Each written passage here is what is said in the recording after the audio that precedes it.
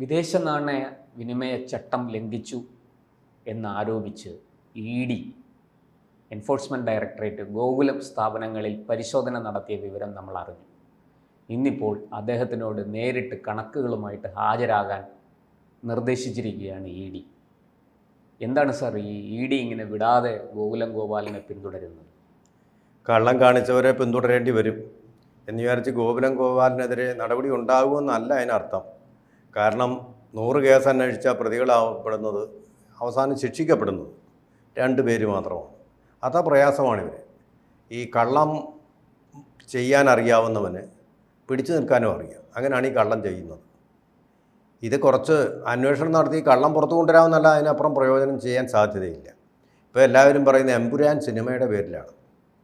വാസ്തവത്തിൽ ഈ നടപടികൾ മാർച്ച് മാസത്തിൽ എമ്പുരാനൊക്കെ ഇറങ്ങുന്നതിനും എമ്പുരാനെ പറ്റി ജനങ്ങൾക്ക് ഇത് ശരിക്കും 2019 കേസ് രജിസ്റ്റർ ചെയ്യുന്നത്. 17 തൊട്ടേ അവർ നടക്കുന്നു, പഴ്സ്യൂ ചെയ്യുന്നുണ്ട്. അപ്പോൾ അങ്ങനെയുള്ള ഒരു കേസാണ്. അപ്പോൾ ഇത് എമ്പുരാൻ്റെ സമയം നോക്കിയിട്ടാണ്. എമ്പുരാൻ്റെ സമയത്ത് വേണ്ടാന്ന് വെക്കാൻ EDക്ക് കഴിയത്തില്ല. സർക്കാർ സ്ഥാപനമാണ്. അപ്പോൾ അതിൻ്റെ നടപടിക്രമങ്ങൾ പൂർത്തിയാക്കി കഴിഞ്ഞാൽ അതനുസരിച്ച് പോവുക. ഇപ്പോൾ ഒരു പ്രതി അവിടെ മരിച്ചു കിടക്കുന്നു, ഇത് അപ്പുറത്ത് വേറെ സംഭവങ്ങളുണ്ട്, അവിടെ കല്യാണം നടക്കുക, അതുകൊണ്ട് അതിൻ്റെ പോസ്റ്റ്മോർട്ടം നടത്തണ്ട ഇപ്പോൾ എന്ന് പറഞ്ഞ് മാറ്റി വയ്ക്കാൻ പറ്റുമോ? പറ്റില്ല. അതിൻ്റെ പോസ്റ്റ്മോർട്ടമാണ് ഇപ്പോൾ നടക്കുന്നത്. 2017, 2019, 2023 എല്ലാ അന്വേഷണം നടന്നിട്ടുണ്ട്. ഇത് സ്ഥിരം പ്രതിയാണ് ഇദ്ദേഹം. കള്ളം കൊണ്ട് വിപുലമാക്കപ്പെട്ട വികസിപ്പിക്കപ്പെട്ട ഒരു വലിയ വ്യവസായ വാണിജ്യ സാമ്രാജ്യത്തിൻ്റെ ഉടമയാണ് അദ്ദേഹം. ഇത് നേരത്തെ അറിയാവുന്ന കാര്യമാണ്. ഇത് വെള്ളാപ്പള്ളി നടേശൻ തന്നെ പലതവണ പറഞ്ഞിട്ടുള്ള ഒരു കാര്യമാണ്. മനസ്സിലാക്കേണ്ട ഒരു കാര്യം, ഇങ്ങനെയൊക്കെയുള്ള ആളുകൾ ഇത് പിടിക്കപ്പെടാതിരിക്കാൻ നൂലാമാലകൾ സൃഷ്ടിക്കും, ബിനാമി പേരിൽ ട്രാൻസാക്ട് ചെയ്യും, വേറെ തരത്തിൽ ആക്കി വയ്ക്കും. ഇങ്ങനെയൊക്കെ ഒരുപാട് കള്ളങ്ങൾ ഇത് ചെയ്തു വയ്ക്കും. ഭാര്യയുടെ പേരിൽ എഴുതി വെക്കുക, അങ്ങനെയൊക്കെ ഈ ടാക്സ് വെട്ടിപ്പിന് വേണ്ടി പലതും ചെയ്യാറുണ്ട് പലരും. പല തരത്തിൽ ഈ ചാർട്ടേഡ് അക്കൗണ്ടൻസ് തന്നെ പറഞ്ഞു കൊടുക്കും, ഇവർക്ക് ഈ രീതിയിൽ പോയാൽ ടാക്സ് പിടിക്കില്ല എന്നൊക്കെയുള്ള ഉപദേശങ്ങൾ പറഞ്ഞു. അപ്പോൾ ആ വലകൾ, ആ കണ്ണികൾ ഓരോന്നായിട്ട് മുറിച്ചുകൊണ്ട് വേണം ഇവർക്ക് ഇതിലേക്ക് വരാൻ വേണ്ടി. അതിന് സമയമെടുക്കും. നമ്മളീ പറയുന്ന പോലെ പെട്ടെന്ന് എന്താ തെളിവെന്തിയെന്നും ചോദിച്ചിട്ട് കാര്യമില്ല. അവസാനം ഇത് കുറേ ശേഖരിച്ചു കഴിഞ്ഞാലും കോടതി വരുമ്പോൾ ഇന്ത്യയുടെ നീതിന്യായം എന്ന് പറയുന്നത് വളരെ വളരെ ഒട്ടകം സൂചിക്കുഴയിൽ കൂടി കടക്കുന്നത് പോലെ പ്രയാസമേറിയ ഒരു കാര്യമാണ് ഒരു പ്രതിയെ ഈ നിയമത്തിൻ്റെ നൂലാമാലകളിലൂടെ കൊണ്ടുപോയി ശിക്ഷയുടെ ജയിലറയിൽ കൊണ്ടിടുക, തടവറയിൽ കൊണ്ടിടുക എന്ന് പറയുന്നത്. അങ്ങനെ കുറേ 2 എണ്ണമെങ്കിലും ഇതവർക്ക് സാധിക്കാൻ കഴിഞ്ഞു എന്നുള്ളത് വളരെ പ്രധാനപ്പെട്ട കാര്യമാണ്. അപ്പോൾ ഇവിടെ നമ്മൾ നോക്കേണ്ട ഒരു കാര്യം, ഇദ്ദേഹം കള്ളം കാണിക്കുന്ന ആളാണ്. ഈ കള്ളം കാണിക്കുന്ന ആൾക്കാർ സാധാരണഗതിയിൽ ഈ കള്ളം മറച്ചു വയ്ക്കാൻ അതിൻ്റെ ഒരു ക്ലൗട്ട് പ്രകടിപ്പിക്കാൻ എന്തെങ്കിലും വേണം. അതിന് ക്ലൗട്ട് ഉണ്ടാക്കാൻ പറ്റിയ ഏറ്റവും വലിയ സാമ്രാജ്യം എന്ന് പറയുന്നത് ഒരു മാധ്യമ സാമ്രാജ്യം സൃഷ്ടിക്കുക എന്നുള്ളതാണ്.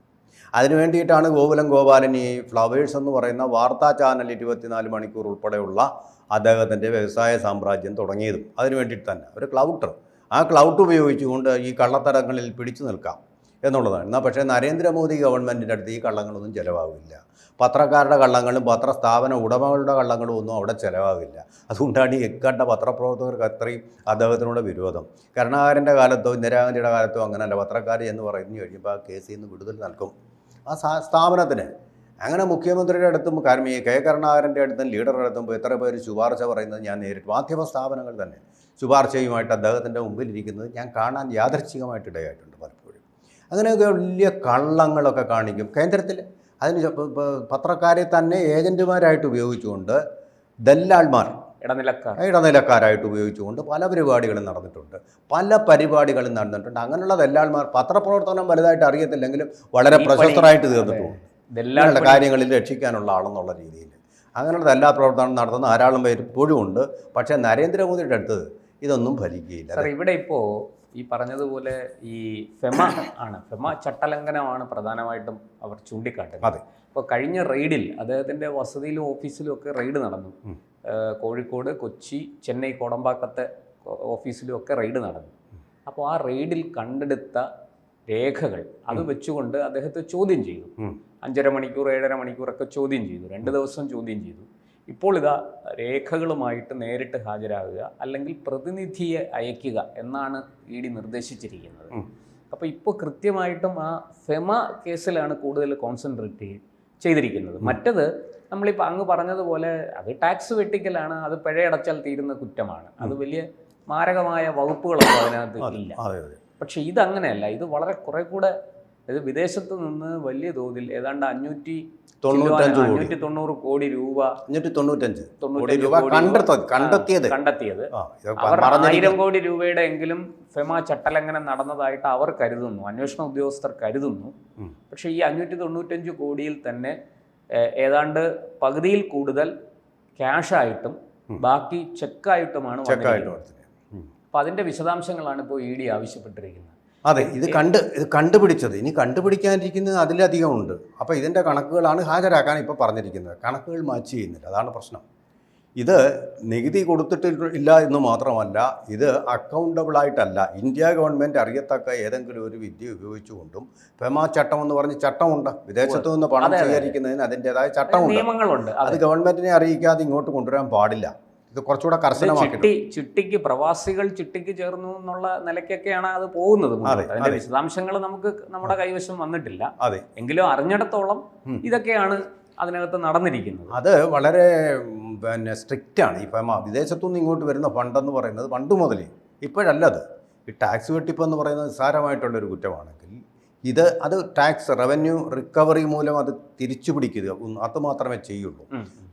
പിന്നെ പിഴ ഈടാക്കുക. ഇപ്പോൾ പിഴയില്ലാതെ തന്നെ കൊടുക്കാവുന്ന ഒരു സംവിധാനം ഇപ്പോൾ വന്നിട്ടുണ്ട്. നമ്മൾ തുറന്നങ്ങ് സമ്മതിച്ചാൽ മതി, ആ ഒരു സംവിധാനം വന്നിട്ടുണ്ട്. പക്ഷേ ഇതങ്ങനെയല്ല. ഇതെന്ന് പറഞ്ഞാൽ ചട്ടലംഘനവും ദേശദ്രോഹവും കൂടെ വരുന്നു, ഗൗരവമുള്ള ഒരു കുറ്റമായിട്ടാണ് വരുന്നത്. ഇത് പിന്നെ ക്രിമിനൽ കുറ്റമാണ്. വിദേശത്തുനിന്ന് പണം സ്വീകരിക്കുക, എന്നിട്ട് ഗവൺമെൻറ്റിനെ സാമ്പത്തികമായിട്ട് അട്ടിമറിക്കാനുള്ളൊരു ശ്രമമായിട്ടാണ് ഇത് കരുതപ്പെടുന്നത്. മനസ്സിലായി? അപ്പോൾ അതുകൊണ്ടാണ് ഈ ഫെമ എന്ന് പറയുന്നത് നിയമം വളരെ സ്ട്രിക്റ്റ് ആയിരിക്കുന്നത്. ഈ ഫെമ എന്ന് പറയുന്ന നിയമം നരേന്ദ്രമോദി കൊണ്ടുവന്നതല്ല, ഈ രാജ്യത്തുള്ളതാണ്. ആ ചട്ടങ്ങൾ അദ്ദേഹം ലംഘിച്ചിരിക്കുന്നു. ഫെമയും ഫെറയുമായി ഉണ്ടായിരുന്നു. ഫെറ ഇപ്പം ഇല്ല, ഫെമയുണ്ട്. ആ ഫെമ വളരെ ശക്തമായിട്ടുള്ള ഫെമ ചട്ടം ലംഘിച്ചാണ്. 595 കോടി ഇദ്ദേഹം സ്വീകരിച്ചു എന്നുള്ളതല്ല പ്രശ്നം, മറിച്ച് അത് ചട്ടം ലംഘിച്ച് ആണ്, ഗവൺമെൻറ് അറിയാതെ. ഗവൺമെൻറ്റിന് അതിനൊരു പ്രോപ്പർ ചാനലുണ്ട്, ആ ചാനലിൽ കൂടെ അല്ല വന്നിട്ടുള്ളത് എന്നുള്ളതാണ്. അതിൻ്റെ വിശദീകരണം വേണം, അതിൻ്റെ കണക്ക് വേണമെന്നാണ് ഇപ്പോൾ ആവശ്യപ്പെട്ടിരിക്കുന്നത്. ഏതാണ്ട് അതുകൂടാതെ നമ്മൾ ഈ 595 എന്നുള്ളത് കണക്ക് 1000 കോടി രൂപയോളം വിദേശത്ത് നിന്ന് അദ്ദേഹം കടത്തിയിട്ടുണ്ടെന്ന് ഇതിനോടകം തന്നെ ഈ അന്വേഷണങ്ങളിൽ ഈ ഏജൻസി കണ്ടെത്തിയിട്ടുണ്ട്. അപ്പോൾ വെറുതെ ഇങ്ങനെ അദ്ദേഹത്തെ ഉപദ്രവിക്കാൻ നടത്തിയ അന്വേഷണമല്ല, ഇന്ത്യ രാജ്യത്തെ ഈ കള്ളന്മാരിൽ നിന്ന് രക്ഷിക്കാൻ വേണ്ടി നടത്തിയ അന്വേഷണമാണ്. അത് നമ്മളെല്ലാവരും ഇതിനകത്ത് രാഷ്ട്രീയമാണ്, എമ്പുരാനാണെന്നൊക്കെ പറയുന്നു. എമ്പുരാനുമായിട്ട് ഇതിനൊരു നിസ്സാരമായ വിഷയമാണ്. ഇപ്പോൾ വാസ്തവത്തിൽ എമ്പുരാനിൽ എന്തെങ്കിലും ഉണ്ടെങ്കിൽ അത് പിന്നാലെ വരാനിരിക്കുന്നതേ ഉള്ളൂ. എമ്പുരാൻ്റെ ഇനി വരാനിരിക്കുന്നതേ ഉള്ളൂ. അതിൽ എന്തെല്ലാം കള്ളത്തരം നടത്തിയിട്ടുണ്ട് എന്നുള്ളത്. ഈ കള്ളം ഒരിക്കൽ കാണിച്ച ആളുകൾ തുടർന്നും ഇങ്ങനെ കള്ളം, പണത്തിനോട് ധനാർത്ഥ്യം മൂലം ഇത്തരം ധനാധിപത്യമാണ് നമ്മുടെ രാജ്യത്ത് നടക്കുന്നത്. ഇങ്ങനെയുള്ള ശക്തികളെയൊക്കെ വേൽച്ച് പ്രോത്സാഹിപ്പിച്ച് അവരെയൊക്കെ പരിപോഷിപ്പിച്ചുകൊണ്ടാണ് കഴിഞ്ഞ കോൺഗ്രസ് ഗവൺമെൻറ്റുകളെല്ലാം വന്നിട്ടുള്ളത്. അവരിൽ നിന്ന് ഫണ്ട് സ്വീകരിക്കുക, ആ ഫണ്ട് ഉപയോഗിച്ചുകൊണ്ട് പ്രചാരണം നടത്തി അതിൻ്റെ അടിസ്ഥാനത്തിൽ ജയിച്ചാണ് കോൺഗ്രസ് വന്നിട്ടുള്ളത്. ആ അഴിമതി ഇനി പറ്റില്ല എന്നുള്ളത്. അവരുടെ ഒന്നും ഫണ്ട്, കള്ളന്മാരുടെ ഫണ്ട് നമുക്ക് ആവശ്യമില്ല. നേരെ ചൊവ്വ വ്യവസായം ചെയ്യുന്നവരുടെ ഫണ്ട് നമുക്ക് സ്വീകരിക്കാം. അതാണ് ഇവർ പറയുന്നത്. ആ ഒരു പണം സമ്പാദിക്കുന്നതിന് സനാതന ധർമ്മം എതിരല്ല, ആ ധർമ്മം അനുസരിച്ചാണ്. പക്ഷേ പണം സ്വീകരിക്കുന്നത് ധാർമ്മികമായിട്ടുള്ള കറുത്ത പണമായിരിക്കരുത്. ധാർമ്മികമായ മാർഗം. ഇത് കറുത്ത പണമാണ്. കറുത്ത പണം, അതിൽ നിന്ന് രക്ഷപ്പെടാൻ വേണ്ടിയിട്ട് മാധ്യമ സ്ഥാപനം ഉണ്ടാക്കുക, അത് കഴിഞ്ഞ് സിനിമ പിടിക്കുക, ക്ലൗട്ട് ഉണ്ടാക്കാൻ ശ്രമിക്കുക, ഇങ്ങനെയുള്ള അതിൽ നിന്ന് രക്ഷപ്പെടാനുള്ള തന്ത്രങ്ങളും കൂടെ, പിടിച്ചു നിൽക്കാനുള്ള ശ്രമങ്ങളും കൂടെ ഇദ്ദേഹം നടത്തി. അപ്പോൾ മൊത്തത്തിൽ ഇദ്ദേഹം വീട്ടിലായിരിക്കുകയാണ്. ഇത് എമ്പുരാനുമായിട്ട് യാതൊരു ബന്ധമുള്ളതല്ല. ഇദ്ദേഹത്തിനെ സംശയിച്ച് 2017 എമ്പുരാനില്ല, 2023 ഇതൊക്കെ ചുമ്മാതെ നരേന്ദ്രമോദിക്ക് എതിരെയുള്ള വിദ്വേഷം തീർക്കാൻ ഏതറ്റം വരെയും പോവുക എന്നെ രക്ഷപ്പെടാൻ വേണ്ടിയിട്ടുള്ള ഒരു തന്ത്രങ്ങൾ.